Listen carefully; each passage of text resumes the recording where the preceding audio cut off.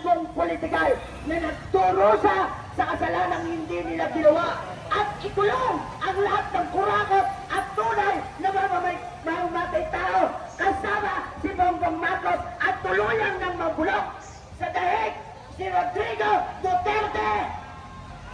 Mataas ang bilihin. Napakaliit naman ng sahod ng mga manggagawa. Ang mga magsasaka ay nanatili na walang lupang sariling sinasaka. Kadalasan ay sila ay pinalalayas pa. Malinaw ang kawalan ng pake ng Estado dito.